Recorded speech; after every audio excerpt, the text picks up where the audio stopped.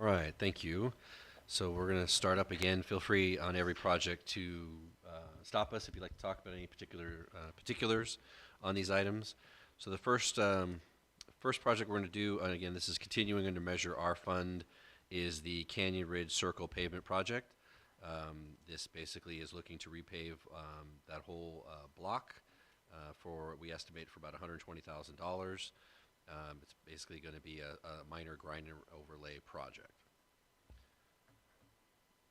The next one we have planned to do is Coda Street Pavement Project.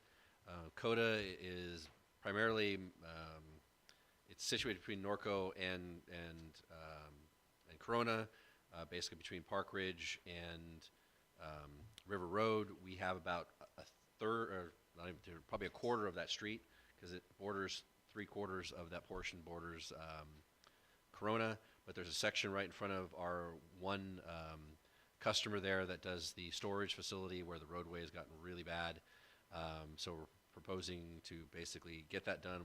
We would package it with the work that we're going to do on Parkridge, which is another street improvement. So we get them done by the same contractor, but it's basically doing a grind and overlay on that small section strip, just our area within our city. And that we estimate it would cost about, because it's going to be pretty much a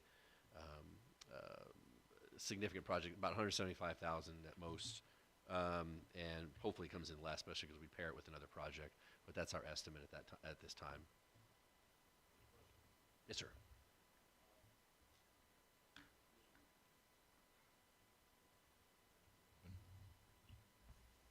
This 175,000, is that just Coda Street, or is that including the portion on Parkridge also? This is just separate Coda. Okay. Well, I have a problem with that. Let the city of Corona pay for it. Coda is, as long as I can remember, Coda Street has always been trouble. You know, it's always just, from ownership to dealing with the city of Corona on it. At one time, I don't know if it went through to Parkridge. That's just kind of my feeling. Years ago, I was done hearing about Coda Street. I'd put the burden, 3/4 of it is owned by the Corona. Correct. Let them do their little, kick in the little 25%.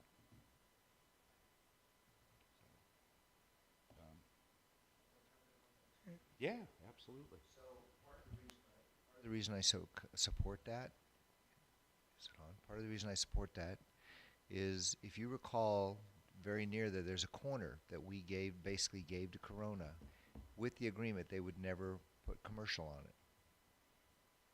And they've And now what put did they do? They have put a whole bunch. It's all commercial. Mm-hmm. And so there's a part of me that kind of wants to take it back and say, sorry, you broke your word, but I know that won't work. But it might be nice if they would cover the cost of this. Ted? I concur, because I was in the planning commission when they did that, and they said they would take care of it. So as far as I'm concerned, that was the first thing we asked them, what's going to go. It's supposed to be a business park, no commercial. They did it in commercial. We lost the revenue, and they said they would take care of it. At that time, the developer of that property said, well, we'll take care of everything on both sides of the street. And now we still need to fix part of it. That's Corona's problem.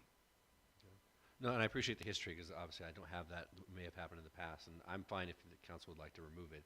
We were just trying to recognize an area that's pretty poor, and it impacts one of our customers, but I'm fine with removing that if that's your choice. Well, I think we need to talk to Corona and say you need to take care of this. Yeah, and I will do that. I'll certainly follow up with them to find out what they will or won't do, and what's their timeline for that particular road, and will they consider doing that portion on behalf of the city. But again, I'd like to probably get some more information about what they may have promised or haven't promised, but we certainly would advocate for Norco if that Corona hopefully just takes care of it. Possibly Alma can give you some of that information from years ago. I'd even give West Speak, go mayor to mayor, call West Speak. He's a good guy. But years ago, Corona shook hands. We made a deal. They're going to take care of it. Catherine, Robin, any input or feeling? I would just want to see what the city of Corona says before we take it out if we have residents that are being impacted by that road. So, One business. Yeah, it fronts one business as far as I'd say it's a storage facility. and have they contacted the city? Have they been making requests around the road? Have they called? They have not. This is just our review of the pavement section and its condition. Okay, well, in that case, I will leave it to the majority. All right, I got direction, thank you. Okay. All right. So the next one we'll go to is we've had a lot of success and a lot of positive impact or response, excuse me, related to the work that we did now almost 2 years ago in installing the various electronic speed signs and directional signs that we put in to help stop signs to try to basically install some stationary reminders to folks to slow down. These are residential areas. There's a stop sign coming up, or there's a sharp turn coming up, different things that we've used. There have been numerous requests for additional areas that we'd like to consider. Obviously, we don't want to blanket the entire city with electrical signs, but there are other areas that residents have pointed out that also sheriff has asked about. So we don't have them all identified at this point, but we at least want to ask for an amount, which is $100,000 to work with to try to determine how many we can get. Because the other thing that's impacting us is the pricing has certainly gone up.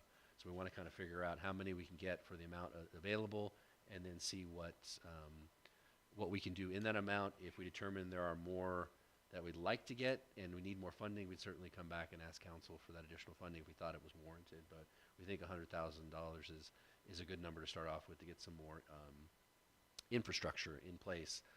And we'd certainly bring that back to show council what we're proposing to do, where we're going to place it. So we get your feedback before we actually do it, and so that we get your concurrence before we actually buy anything.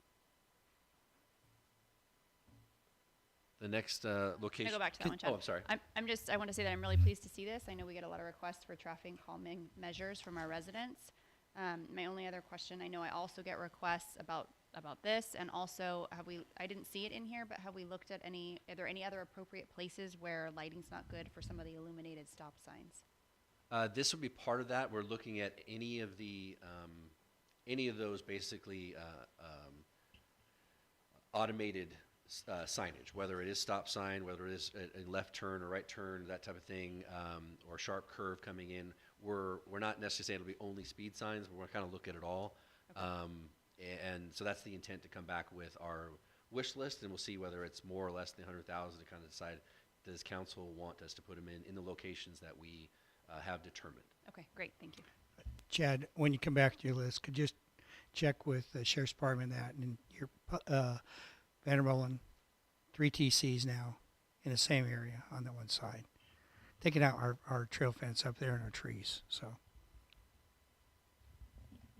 Just for that discussion, one of the things we are doing, I've directed staff to do within our current budget is on Vandermolen and around those turns, and even on Crestview, we are adding in the same mitigation that we did on 4th Street when it comes to Dapple Gray. So we're adding a lot of those double yellow delineation, adding the rumble strips and the signage, again, that would kind of highlight, hey, slow down. We don't have any planned illuminated signs yet, but those are things we might add as part of this project.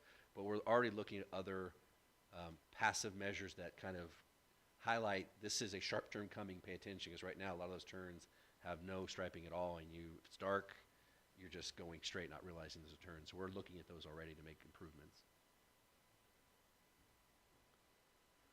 So the next street that we're proposing under Measure R is Kingman Drive pavement, and again, that is a grind and lay overlay project. We're looking to do the whole street, and that is estimated at this time to be $190,000. The next, a lot of these are finally. The next one is Oak Ridge Circle pavement project. This is estimated to be about $130,000. This project will be a grind and overlay for the whole section of that street. The next item is Parkridge Avenue pavement project. This is basically going to be going between Parkridge Avenue from First Street to Parkridge Avenue. Basically, this is that small section I was saying I was going to combine with Coda. This is going from First Street east to about where the existing industrial starts. That area is in pretty poor condition. That's in that area, so we're looking to improve that area and get it cleaned up a little bit. And then we have Queens Road pavement project. Our estimate on that is going to be $100,000 to do that whole section of road. This is a grind and overlay project.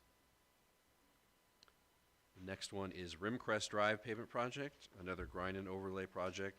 We estimate that one will be about $400,000.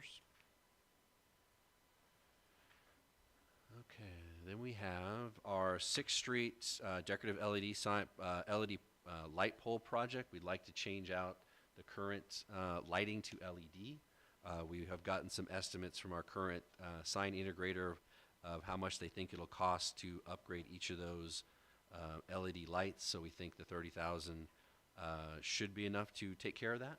I think they've estimated each one might be about $500. So we think we can do all these for $30,000. But again, it's just doing the internal guts. The housing still stays the same. And they think they can get that retrofitted, which would give us it'll actually create probably a brighter light, but it's at a cheaper cost overall on the power usage. I think so, yes.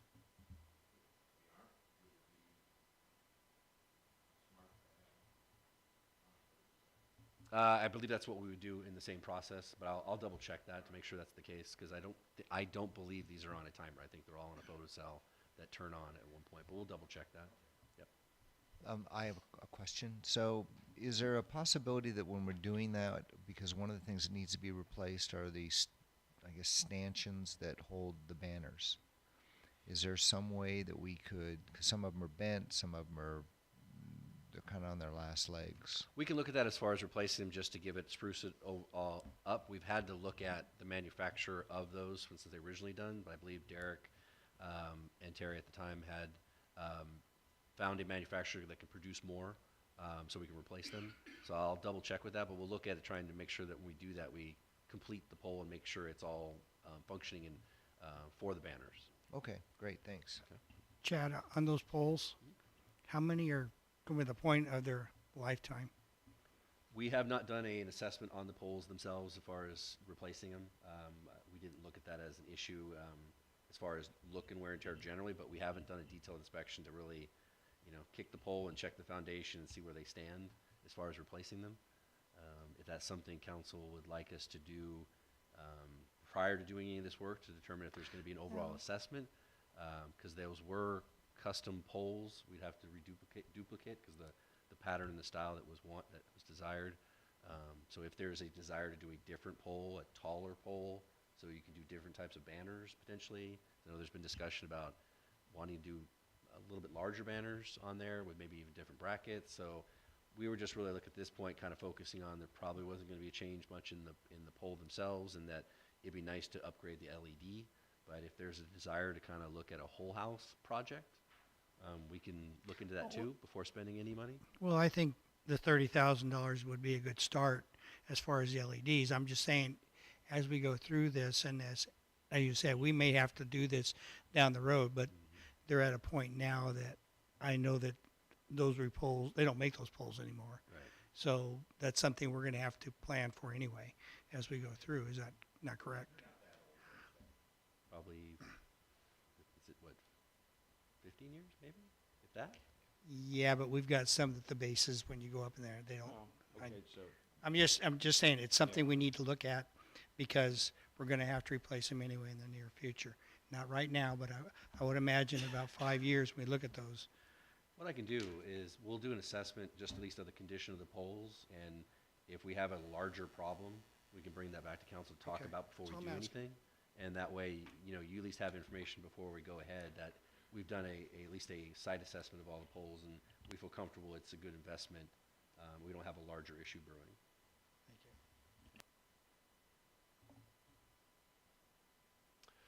you. The next street is Vista Ridge Circle Pavement Project. This is, again, is a grind and overlay. Our current estimate on this would be $130,000. The next one is Woodward Avenue Pavement Project, another grind and overlay project. This one is estimated to be $300,000. And our next project is continuation of our trail fence replacement for fiscal year 2022-23. We are requesting the same amount as we did last year, which was $700,000. And it's intended to do, this was reviewed by the Streets and Trails Commission, and this is intended to do the areas of Western Avenue between Dales with Fifth Street, and we said Dales, but it's really kind of mid-block in the homes. I'm sorry, yes, this is correct. This goes all the way down. I was thinking my waterline project. My bad. California Avenue, Buckskin to Fifth Street, and that will complete all of California. Center Street, the one we just finished between 6th Street and 5th Street, putting the trail fencing up there. We're finishing that paving there. Tamaskull Avenue from River Drive to 7th Street. That was a previous project we did, and for some reason we forgot to go back and do fencing when we did the storm drain project there. Then we have Hillside Avenue between 2nd Street and 1st Street, which is the street we're currently paving right now. So it'll be good to get that fencing up once the road's finished and paved. Corridon Avenue between 5th Street and River Road, both sides of the road. And then Norco Drive, 5th Street to Hamner Avenue. Those are the areas that have been identified that we're targeting. One of the things we don't know, because it was something mentioned by one of the member of the community, was concern about maybe not going forward with this type of project because of costs related to oil and that increases the cost for the white vinyl fencing, et cetera. What we indicate is, look, we want to continue on these projects, but we can always bid them out. If the pricing comes in is pretty extreme, then we can always choose to either scale back on it or choose to wait till a following fiscal year if we think pricing is going to go down. But we think it's at least worth the effort to try to go out for pricing.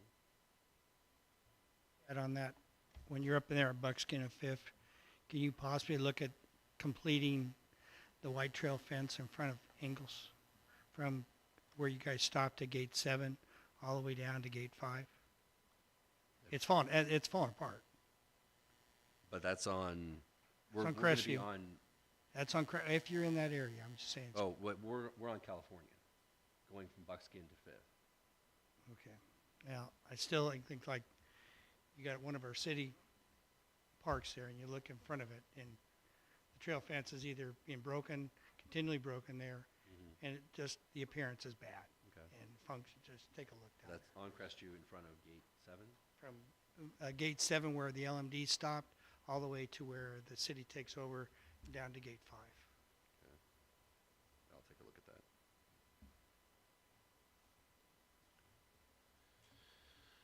All right. And just as a note, most of these projects that are street projects, plus some of the others that we have in other funds, they're going to be combined together as projects to bid them out so we get the best price. So even though we might have estimated a number that may be higher than we probably need, we did it as assuming if it became an individual that we knew what it would cost. But so we do expect these costs hopefully to be a lot less than we are proposing. Once we bundle them together, we get economy of scale. And with that, we're going to move, if there's any questions, to parks. Mr. Questions? I have a question. Is this the time, Andy, when we would ask maybe to do an additional project under Measure R? Measure R. It's not a street project, but it's something that would come under Measure R. As you know, we have a historic room that is just expanding, and they're getting more and more stuff all the time. And I know we're waiting for the community center plan to come about, but what I would like to see is maybe in the back of the community center, we go ahead and look for a single-story, simple building that can be used for storage, for artifacts, sorting room to develop. I mean, after all, we just put the entire city in a historic district. And the documentation and the stuff that actually supports that is in the history room. The room that it's in now that they're storing stuff is, Andy was good enough to get the special blankets to put over the artifacts. but there's overhead water, there's all kinds of reasons why that stuff can't be stored there. I mean, optimally, it would be nice to build a building that at least had a Spanish colonial style with tile roofs, but I think that if we could at least do a rudimentary metal building of some kind that maybe you could plaster or do something later on down the line, but right now just to have some kind of a storage space, single story, large. I guess what I would think is to put it on the platform where the old playground used to be. I don't know what that would cost, but since we're looking at the Measure R projects, one of those buildings, I mean, we got people building those buildings all over town. And so I'm just wondering if maybe we could consider building a building, a storage building, to keep those kinds of things. And let's say down the line it goes belly up, future council decides to move everything out, you still have a very nice building that you could do something in. It would be fairly large. I would anticipate it would cover that entire area. And I'm just wondering if council might consider that. I would probably ask you to maybe meet with Amanda on it. Okay. Fairly large is kind of a broad subject. Yeah. So I think you need to narrow it down to square footage. Yeah, it depends on what and that height, size. and, Yeah. You know, would it need to be conditioned at this time? Well, you'd have to have insulation in it, obviously. And you're going to need fire protection, Yeah, you have depending that. on the size. So I think if you sit down with facilities that there's certainly a need for it, and I would support that, but I think you'd need to develop a magnitude and Yeah, I get some it. rough specifications. Yeah. Then we could talk about it. Okay. All right. Yeah, if you have the detail on the type of building you're looking at and a rough square footage, then we can look at that. And we'd have to figure out the occupancy because that would determine our, any sort of fire suppression that we have to do for that. But if it was just storage, you don't really have I a mean, big if you have occupancy anything problem. in there that, would you, yeah, we'll have to talk about it and what you plan on storing in there. I mean, for me, the best of all worlds would be to tear down the Scout House, rebuild a new building, and move all of your programming from the community center into that building, or as much as possible, and then go ahead and expand the community center to make it a true community center.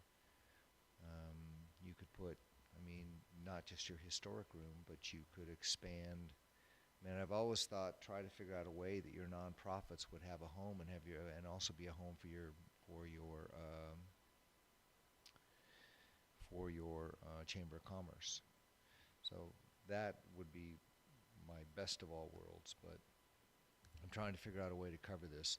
My second project that I would like us to look at is I walked with Amanda and Todd and a bunch of folks over at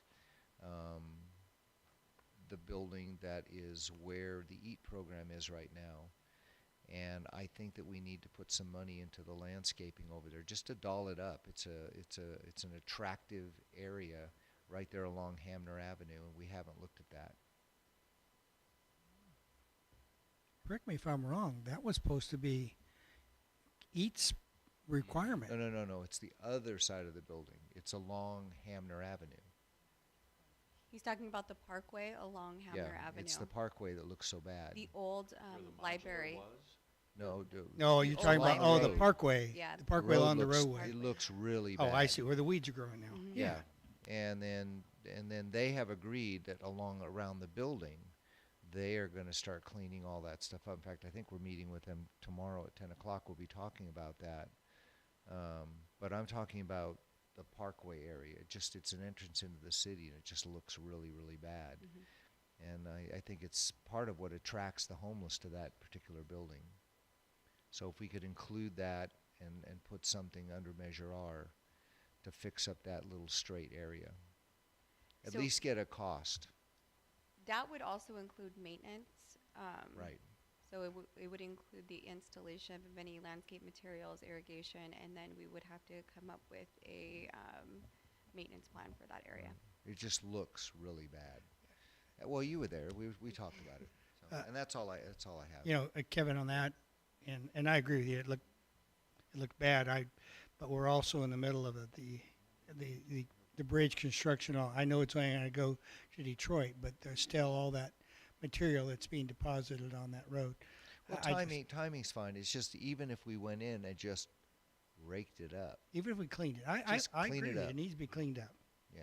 Thank you. And we also were unsure how much irrigation there is there. I mean, I remember years ago when it was City Hall, it looked really pretty around there. Yeah. That's been a long time. We just have to see if it's still functional. Right. And if, what's been damaged over the years.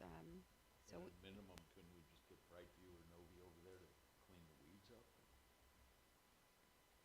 Get the core workers there, but unfortunately there are very few in between right now. But I agree with you.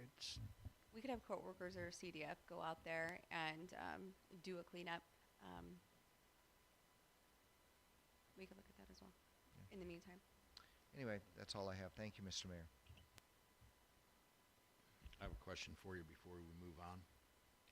So all these Measure R projects are all scheduled for this year, 2022, 23, this fiscal year. Do you honestly feel all these projects are achievable, or is it an aggressive approach to say all these projects are going to be done this year?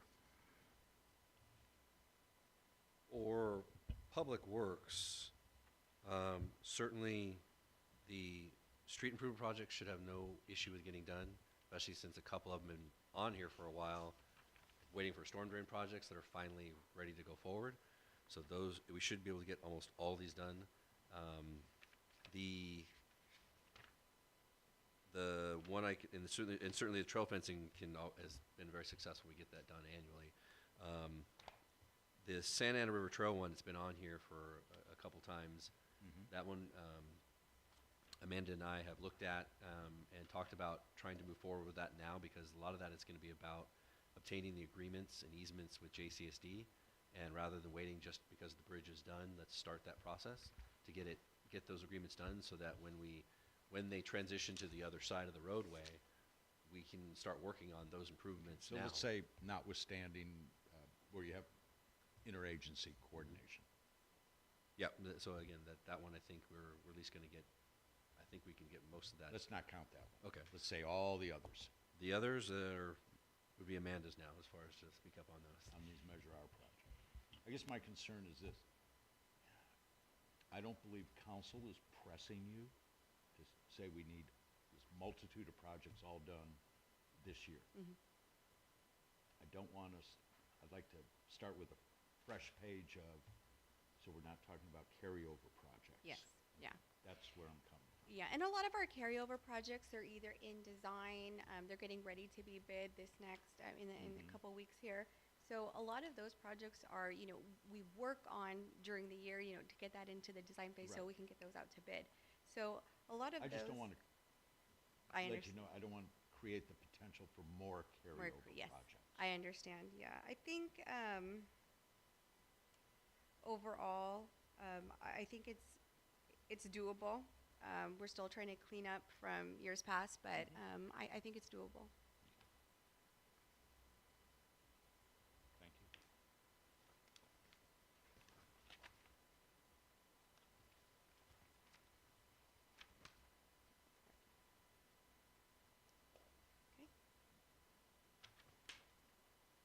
Okay, this next fund is Fund 141, Park Improvement.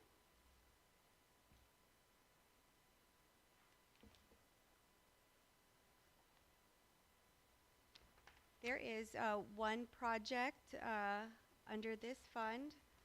It is a carryover project in the amount of $59,987. It's for the Parmenter Park improvement. This project will renovate the infield, and it will also help us go out for an RFP for the design of the outfield, irrigation, booster pump, and booster pump upgrades.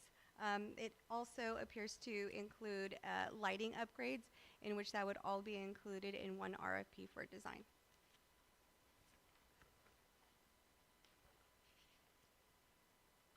you have any questions? Nope.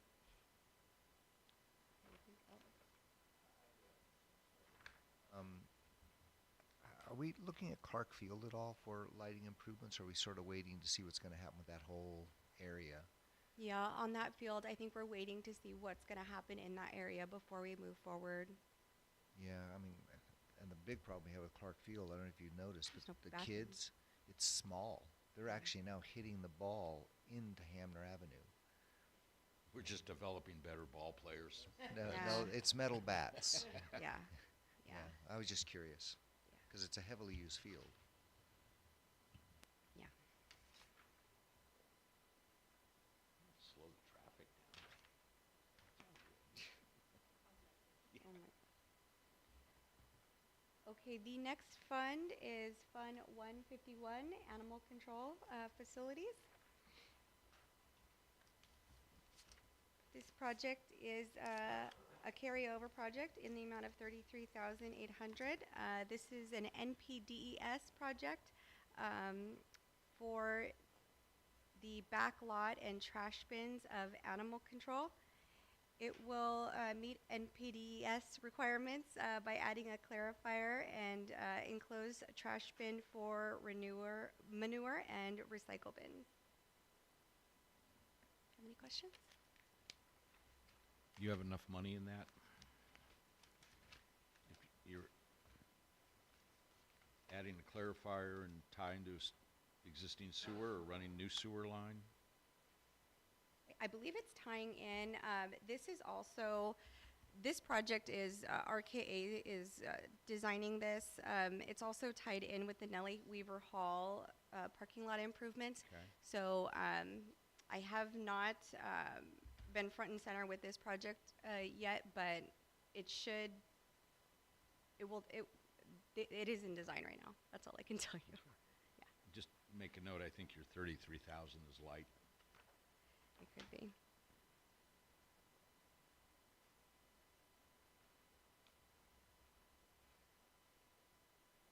There's currently expected to be 42,000 beginning fund balance. If it does exceed the 33, but in addition, you know, if we do get additional development impact fees. Any other questions?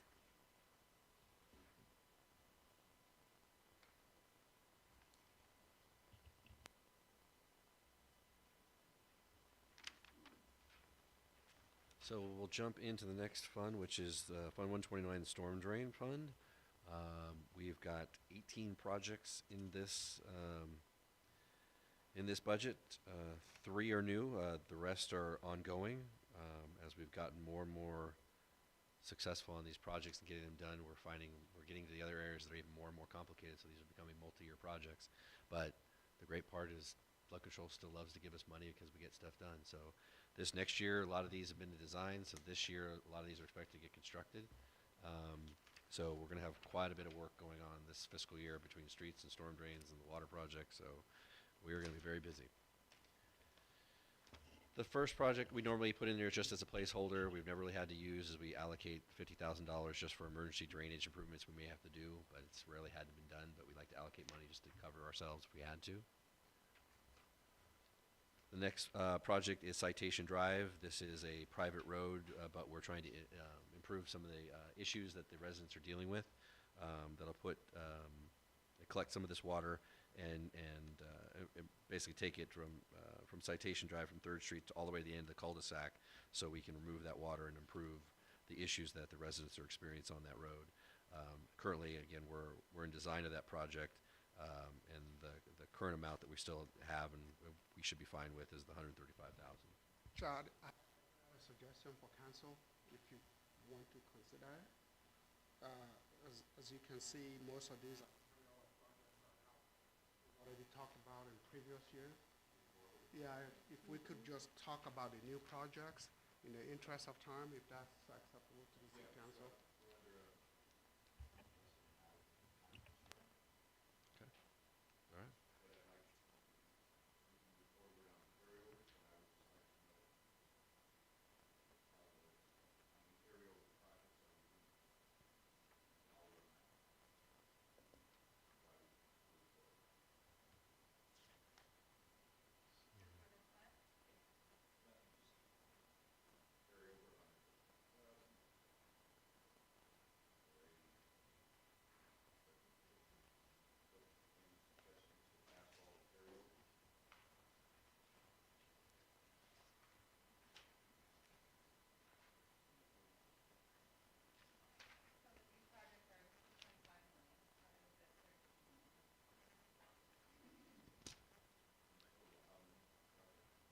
18.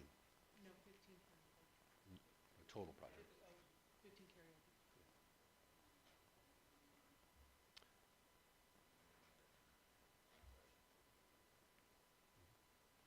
So one of the new projects is minor storm drain improvement project, which location of North Drive and Parkridge. This project could install 600 linear feet of 18-inch RCP storm drain at the intersection of Parkridge and Kips, and then taking it down all the way, end up going to River Road. But it's meant to capture some of those water issues that we have there that we've identified from residents' complaints of issues that are occurring in that area. This is one project Sam has been working with some residents that needed some assistance. So we've asked for that funding, and Flood Control has approved that project. The next new one is Town and Country Drive storm drain project. We're getting a lot more water than the current system can handle. That's on Town and Country and the associated streets there. Terra Lane and also Horseless Carriage. So we want to upsize that area and improve that section through there. So we've estimated that cost would be $650,000, which Flood Control has approved that project.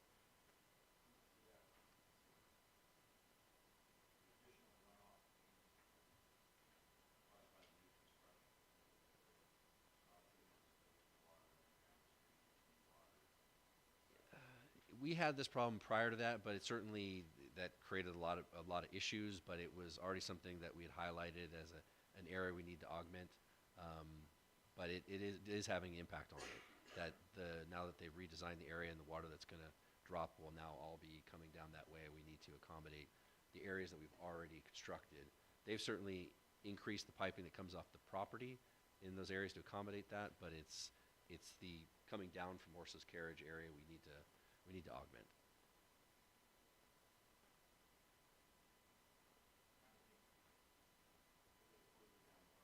On this one, but maybe on future projects that we maybe look at this type of runoff, future larger products that maybe we're going to require more mitigation of the developer. Especially on projects that are built on hills and where there's substantial grading that Right. has to be done. No, it's very prudent. That's a good. And then the last one is addition project. This is the West Norco Channel extension.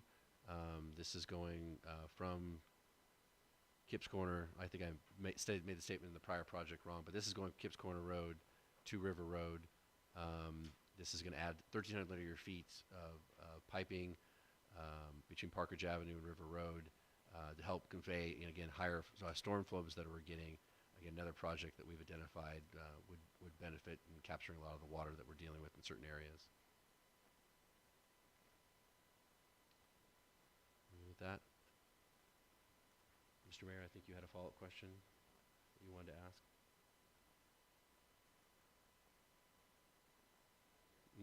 Okay. Yes, sir. Out of all these projects, and I'm just roughly looking at your cheat sheet here, you got over almost $13.5 million worth of projects, correct? Yes. And our obligation is essentially around $400,000 as a city, right? The rest all come out of the Riverside County Flood Control. I mean, that's your fund source. Actually, all of it's coming out of Flood Control.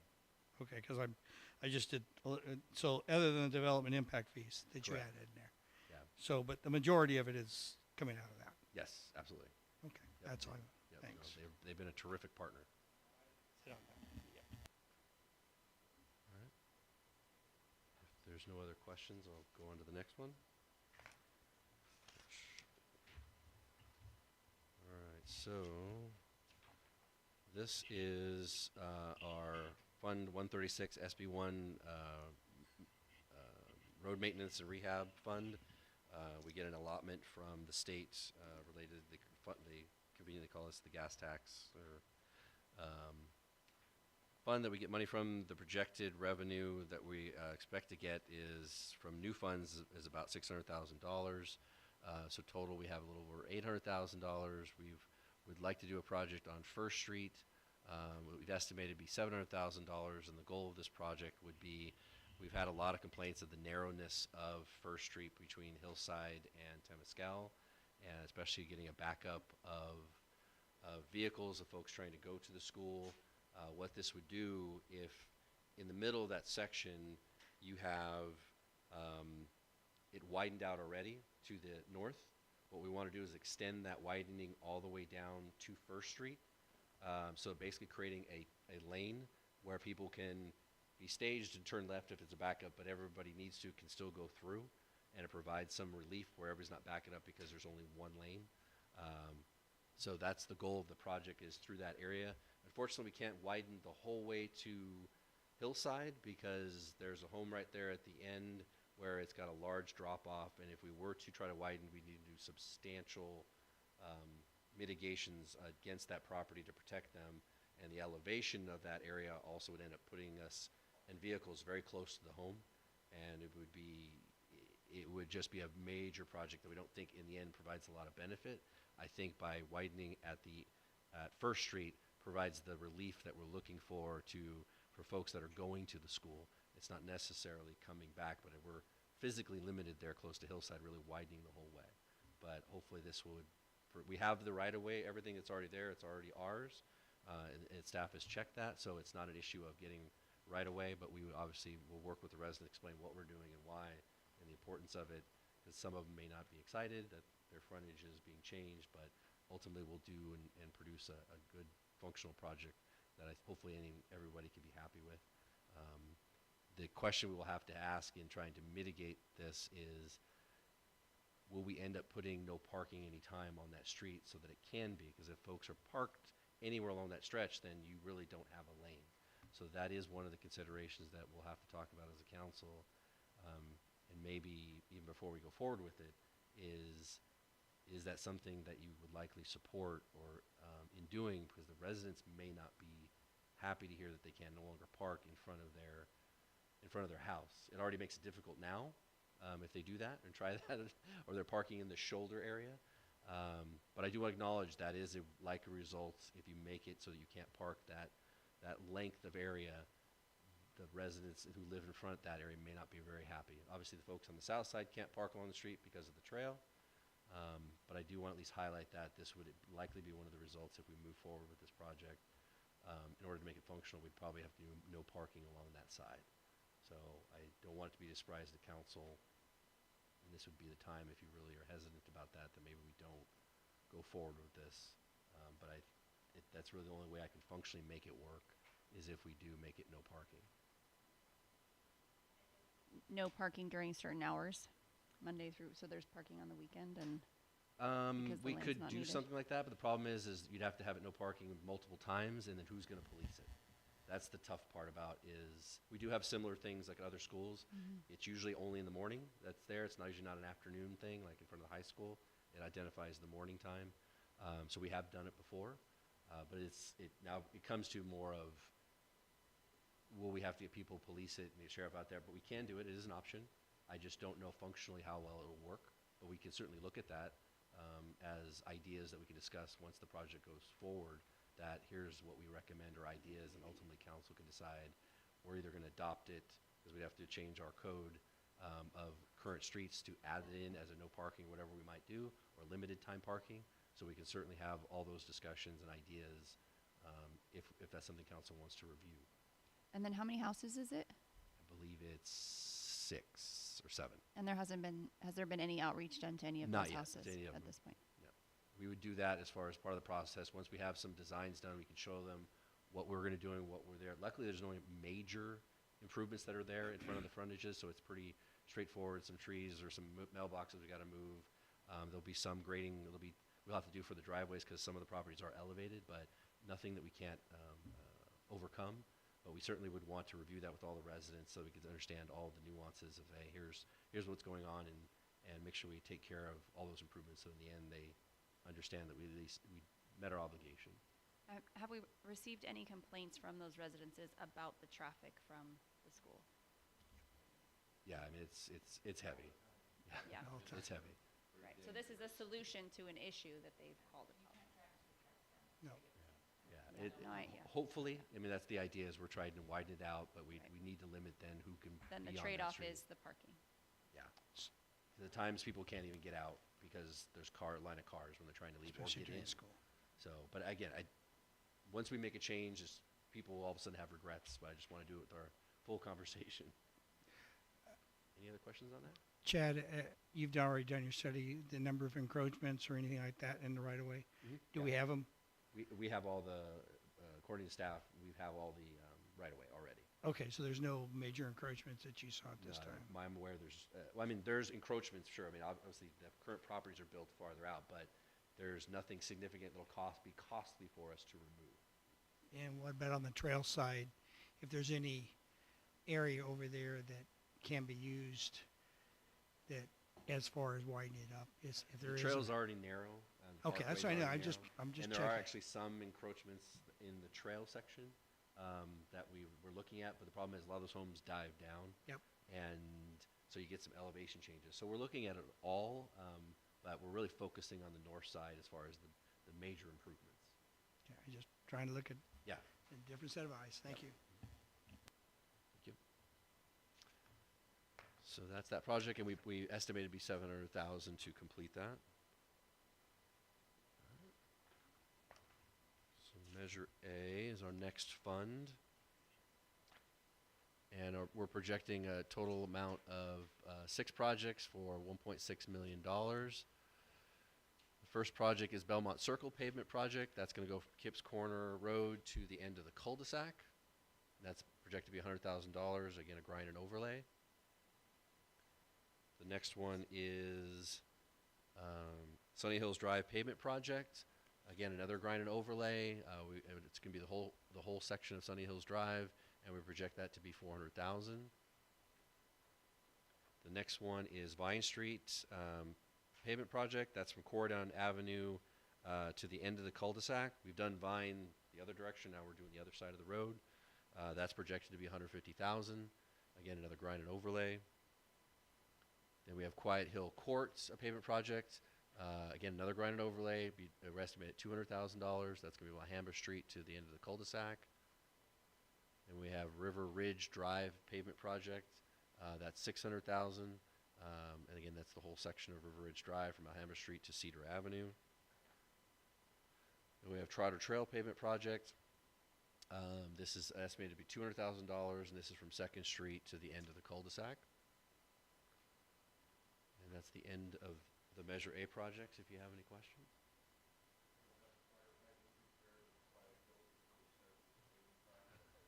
Yes, sir. Yeah, we'll replace it. We will replace it, yeah.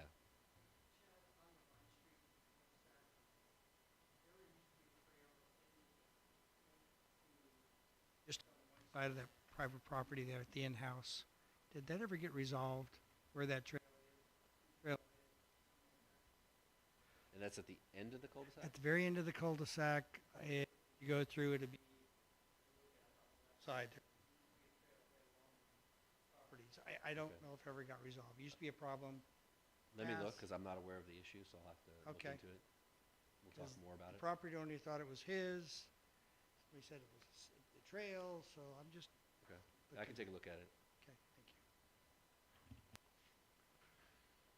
So the next one is trails. So if I'm sorry, there's not any other questions on that. So we have, yep. I was surprised. There was a guy on the trail who was weed whacking in front of my house. We normally do that. And so is that part of what we're paying for? For Nova? Yeah. Yes, yep. Yeah, normally they'll do mechanical means around the homes because they don't want to use the spray. Yeah. And then sometimes they do the spray along the Parkway and focus on that. So yeah, they're responsible for doing weeds. Wow. And then the issue at the corner of Hillside and Fifth, will they just remove the plants that guys put in? Hillside and It's Fifth. right on the corner.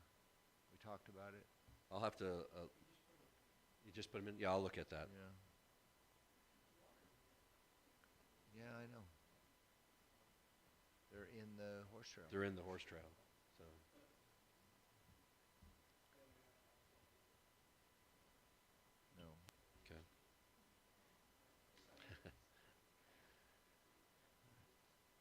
So we have our trail fund still. Obviously, we're using Measure R, but we still have a trail fund. We still get some impact fee money. At this point, I'm not proposing doing any trail projects out of this fund, but I would like to allocate $50,000 to continue our work on removing trail encroachments that are part of all the various projects that we deal with, whether it's the trail fencing or if it's the street stuff. That money is very useful and Nova's been a huge help. They're very efficient and good priced, is really taking out a lot of that stuff. And then we've been working with Valley Cities Fence and putting fence relocations as we need to. So we've been very successful in doing a lot of partnerships.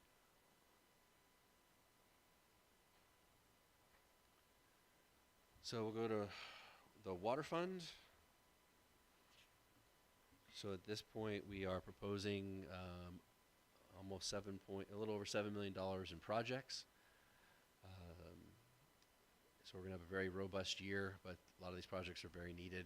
We've had a lot of issues, so we'll jump into those. So I'll skip over the carryover projects, because as we talked about, so Belgian is a carryover project, and that's currently in design. We have Bluff Street project, was currently in design. We have the Bronco water main project, which is currently in construction. And then we have carryover project. This is a misnomer. We brought it back. It was a project we were looking to do at the time we were discussing the Bluff project and their haul route and us getting the water line done first. So last year we took it out because we changed the route, but we really the roadway's getting pretty poor. We really want to change the water line now and get the roadway done shortly after that. So we're going to bring this back. So it says it's carryover because it was previously brought. It is a new project for us. We're going to start design. We never started anything. So this is to do the water line from 5th Street all the way down to River Road. And because we've also had a lot of issues on that and still do, unfortunately. So this is a priority project for us, but this is just design cost at this point to design it. It'll take a while to get done, and next year hopefully we'll fund to get it replaced. Again, continue on these projects. These are kind of carryover projects, but we allocate additional funds. These are just fire hydrant upgrades as we need to. So we're asking for $50,000 in that fund again. The next one, which is a carryover, is 1st Street. That one's, again, currently part of the Palomino project. They're doing that work, and we'll pay them once it's done. Abernathy Bridge, they've done half the water line. That's north of Citrus. The other half is going to be done as part of the bridge project, which they haven't yet got to that point. But we've already prepaid that. This money is really kept in reserves if there's change order issues that occur.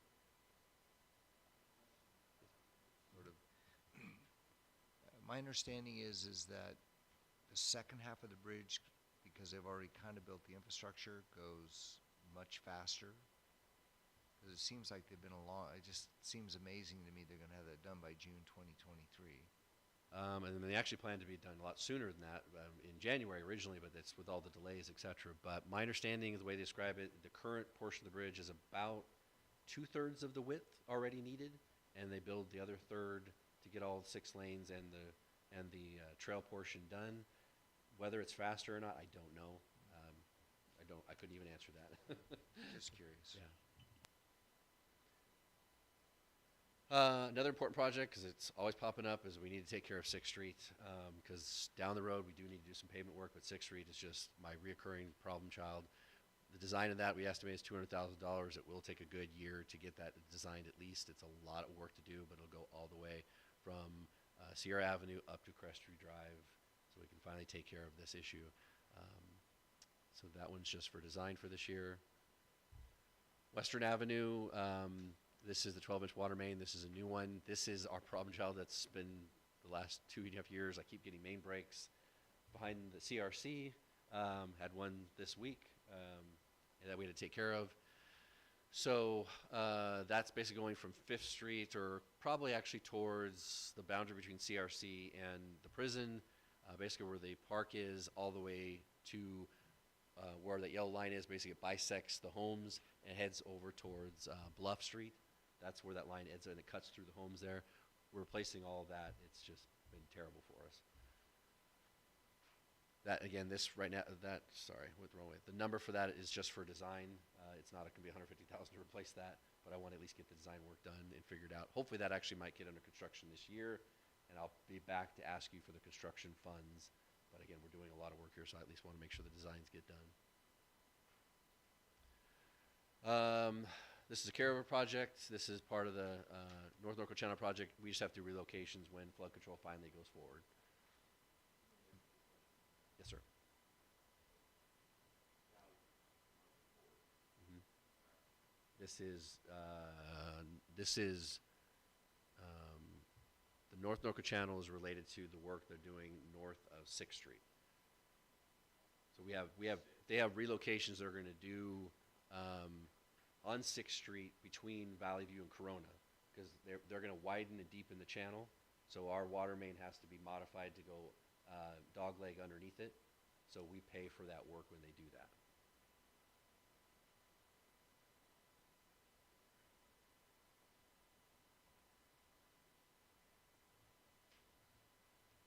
Okay. Okay.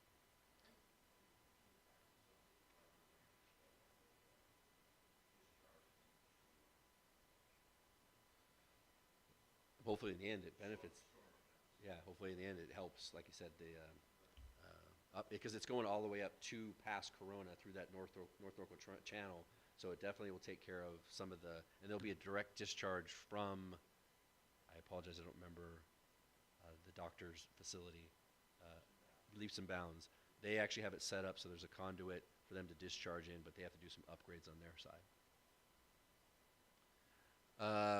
Another one is Tamaskull Avenue main line between 5th and 6th Street. Again, another problem child. We've had a lot of issues. This is hopefully going to be designed and under construction this fiscal year, because I definitely want to get in and repave that road.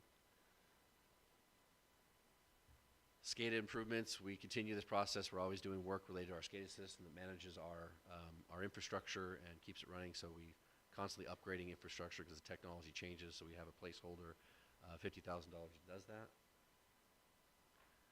Shadow Canyon Circle, this is a carryover project because it's may or not get done. It's probably going to get done in June, but I wasn't 100% sure when we did the budget, so this actually may be done by the time this year is over, but I wasn't sure. But they're moving pretty fast on it right now. We always ask for an amount because we have miscellaneous things occur to help fix some of our projects, so I'd like to put a line item there of $200,000 for miscellaneous work, like Western. We've had to do some work on that and some other projects to fix some main lines. So that's where that money comes in to help fix our infrastructure. This is part of the existing project. This is the services that will be replaced on Valley View when we redo the storm drain project, which is going to go out soon. Again, valve maintenance that we do, we ask for CIP money to help replace valves that are non-functional on a larger scale. And that's all for water fund, if there's any follow-up questions. Okay. So I'll jump into sewer facilities. For that project right now, we're really ramping that work up quite a bit to start spending quite a bit of money in the sewer fund. Our total estimated budget for sewer at this point is $7.5 million. Almost half of that is related to RCRA and the capital projects that they have planned as a placeholder. And again, they only charge us when they actually do the work, but we have an estimate from them. Our carryover project is Gruel Lift Station. It's currently in design, but we expect it to be out in construction this year. Oldenburg Lift Station, again, in design, expected to be in construction this year. We're very close to getting those plans done. Parkridge Mountain Mainline project, replacement project. This is related to, we have our 8-inch water main, our sewer main that we want to replace on Mountain Avenue to Parkridge, and dealing with that issue there. We estimate that at $400,000. Let's see here. Again, we use skate improvements. Both water and sewer pay for skate improvements. This is our placeholder, $50,000. This will help manage all our lift stations as needed. Again, our sewer lift station that we started to design this year, and it continues on. We're about 85% design on that. And two different contractors. We split up the 4 projects. Two projects being done by Krieger and Stewart. 2 are being done by Michael Baker. They're all carryovers. Yeah, the designs are pretty extensive, but they're all getting close to being done at this point. And then we have unspecified manhole improvements. We keep this as a line item. Sometimes we have to do improvements or adjustments on manholes, and we just keep that there as a line item. And then this is the RCRA dollars. They've estimated our contribution to be about $3 million, assuming that they did all the work. Plus, there's money in there that I include related to recycled water work that we need to do and considering to do as part of our recycled water system, our pump station, et cetera.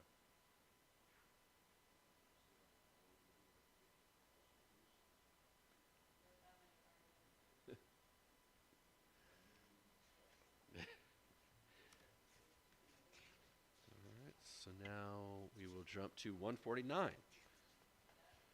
More streets. Okay, so in this fund, we're projected to spend $4.7 million. Several of these projects are going to be actually done as part of the Caprock project by that contractor. They'll be just reimbursements, but some of them are carryovers because Caprock hasn't quite got to that point yet.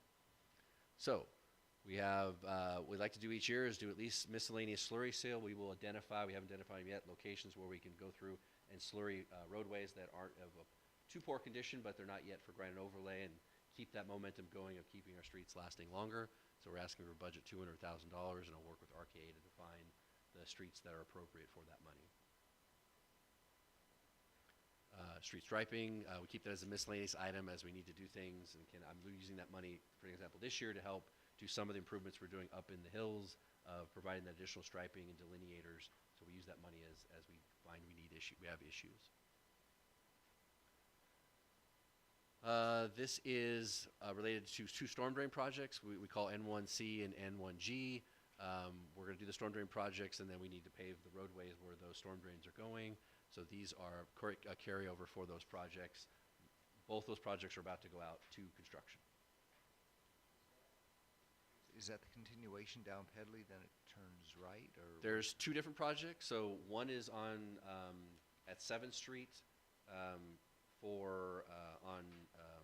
California, and it's an extension of an existing. And then also on Pedley, when we originally did that work north of 6th, between 6th and 7th, they basically did about half the roadway. Right.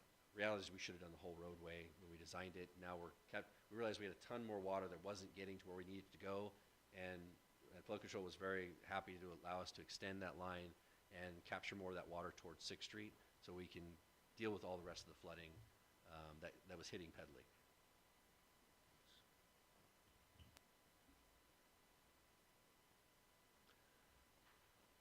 The next one is Tamaskull Avenue Pavement Project. Again, this one is actually between 6th and 7th. That area is pretty good. We don't need any major improvements for water, sewer, or storm drain. So we want to go through and pave that section, add a little curb and gutter for helping control the water. But it's a good candidate for improvement, so we're headed that direction in doing Tamaskull Avenue. We estimate that will cost about $1.2 million.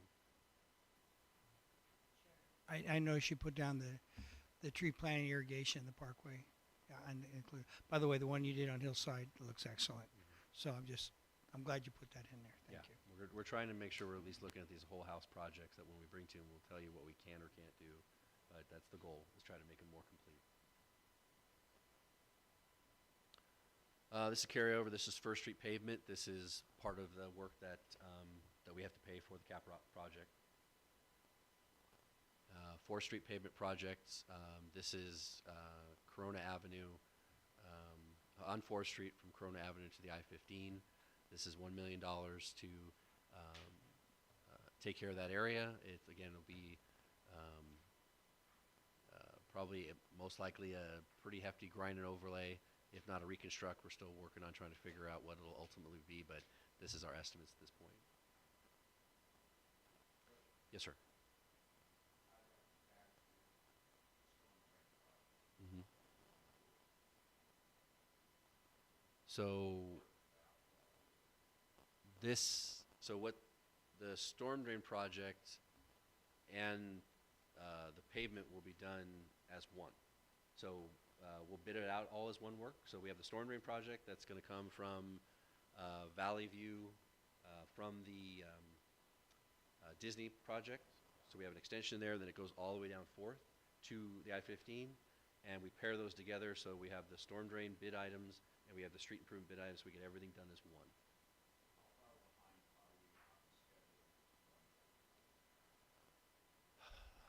I'd have to get back to you on that, as far as where it stands. I don't want to guess on it. I know we're not as far as we'd like to be, but it's especially since we added that section. Well, what originally wasn't including the Disney area, we were going up to about almost basically up to Valley View, but now we extended that, so we added that process in. But I'd get back to tell you really where we're at.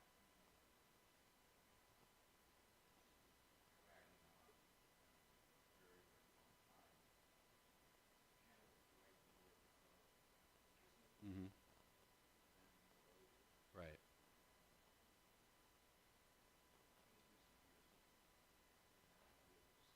Yeah. And we're actually taking the water towards 4th Street. We're not taking it to the channel because unfortunately we have not gotten any good news from flood control when they're going to go to it, because we originally were thinking going that direction.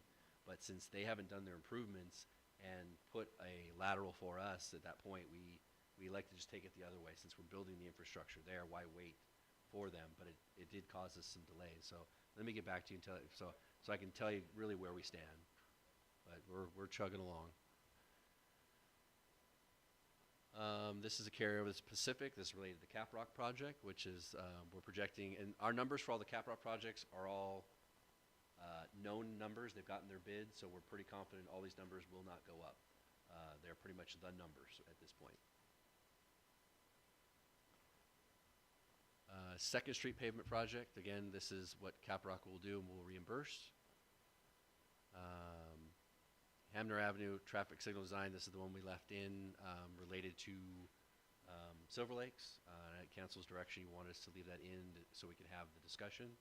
So we've left it there as an item, and whether we want to have that discussion tonight or we want to just have a discussion later on, but keep it in as a project to decide where we're going to go with that or options. I don't know if we're prepared with other options tonight.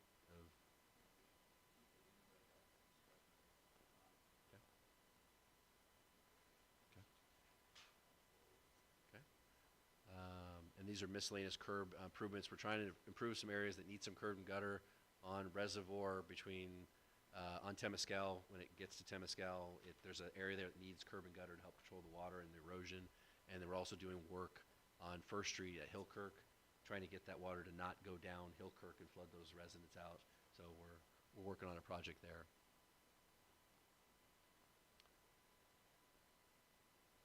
This is Mountain Avenue, Parkway and trail improvements. This is our obligation on Mountain Avenue. It's a carryover. It's not a carryover. We forgot it last year. We have an obligation per the Cap Rock project that the trail and Parkway improvements they do on the east side of the road, we will compensate them for.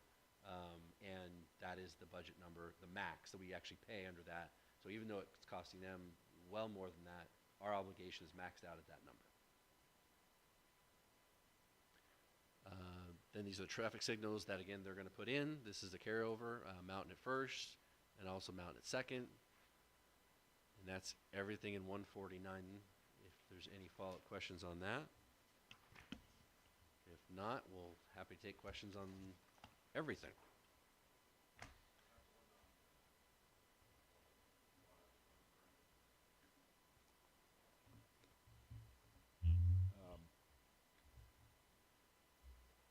Right north of 5th Street, Tamaskull to Corona, through the backyards. Okay. What's the status of that, since that was... It's getting close to design. We've been talking with the resident that has the equestrian horses that they on Tamaskull. on Tamaskull, because they have a very narrow window that they will allow us to do the work. So we're trying to figure that out. It may, even though the design is getting close to being done, we may end up not meeting their window and may have to wait till next fiscal year time frame.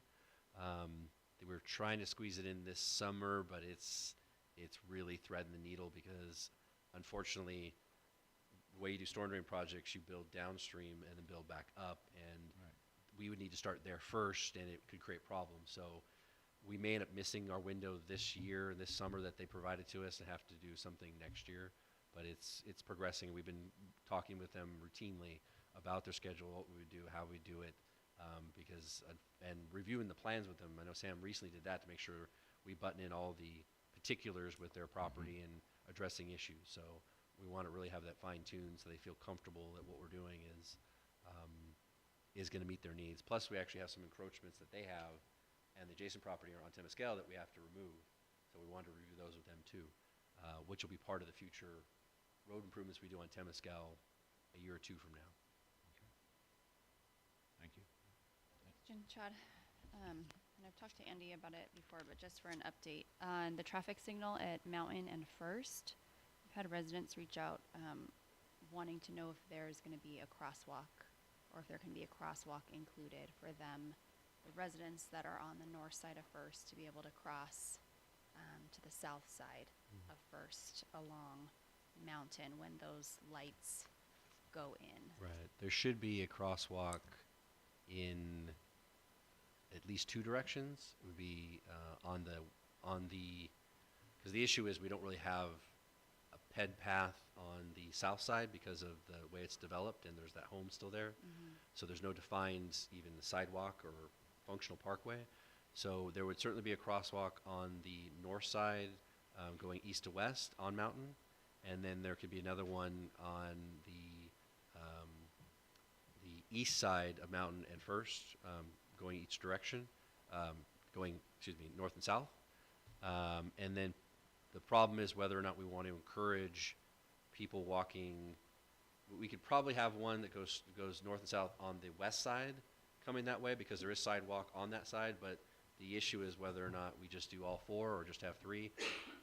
We may end up just doing all four and let pedestrians decide if they want to walk on a narrow pathway or they can walk on the Palomino side, which will have a defined walkway.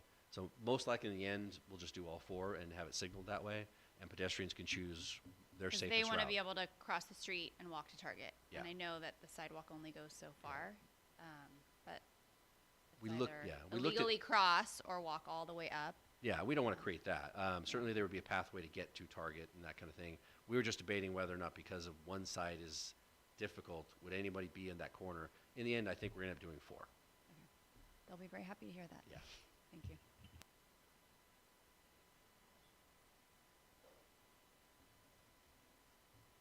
Like I said, my concern's always carryovers. I understand it. Carryovers with the Palomino project don't trouble me too much because they're going to move forward and you'll have to run right with them. And the interagency stuff, I appreciate your aggressiveness with it, but I don't want you to be pressured.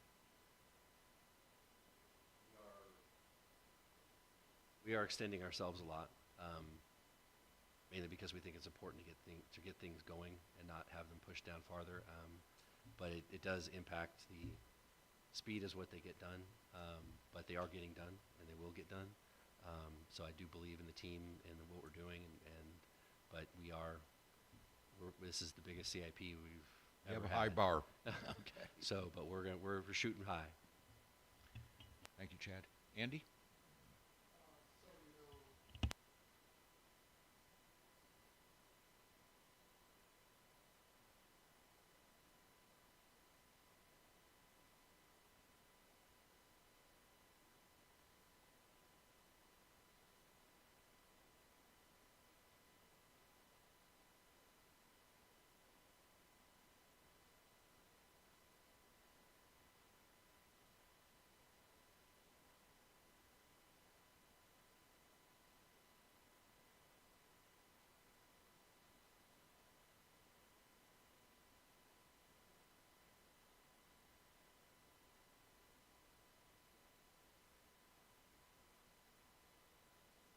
I would say the council certainly appreciates the additional time that all of staff puts in to meet the deadlines and the extra hours that you all work.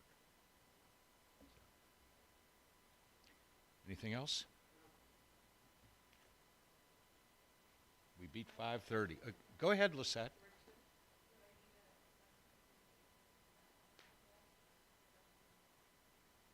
Which? Mm-hmm. Yes.